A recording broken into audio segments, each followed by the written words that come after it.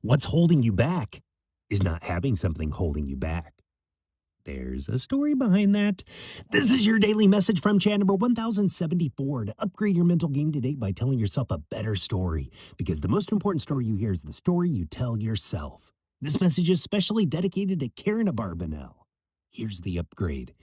You may think unlimited freedom is what you need to excel, but upgraded thinking understands that constraints, real physical intentional limits, are what unlock your best. Here's the story.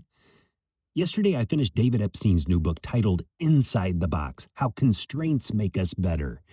In it, he tells the story of an Australian swim club. Coaches were helping swimmers develop a tighter, more efficient stroke for reducing drag and improving propulsion. But the coaches didn't bark instructions. They placed hoops underwater. Swimmers had to navigate through them without touching the sides. That's it. The coaches didn't have to yell, pull your elbows in, or tighten your stroke. They just put hoops in the water. What happened?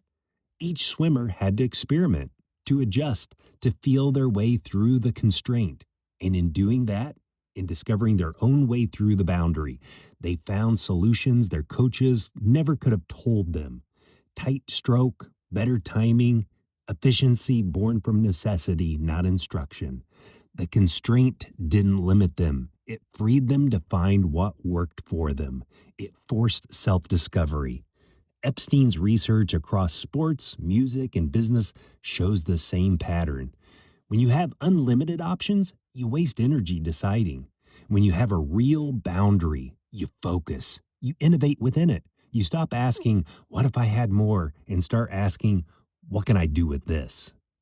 This is the opposite of what we've been told. We've been told freedom is fuel, more choices, more options, unlimited, better. But the evidence says otherwise. Boundaries drive breakthrough. A limited budget sparks creativity. A deadline forges focus. A rule, paradoxically, opens doors. A hoop forces you to swim better.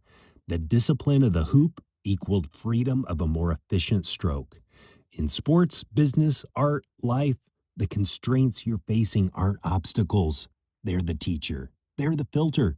They're what separates the people who figure out how to get better from the people who just wish for better. The better story to tell yourself is the constraints I'm facing aren't holding me back. They're teaching me how to get better.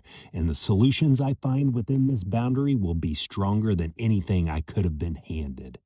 Constraint is not the enemy of excellence. It's the doorway. Here's what I want you to do. Look at one constraint you're living with right now. Maybe your time, your budget, resources, your rules. Don't see it as a wall. See it as a hoop.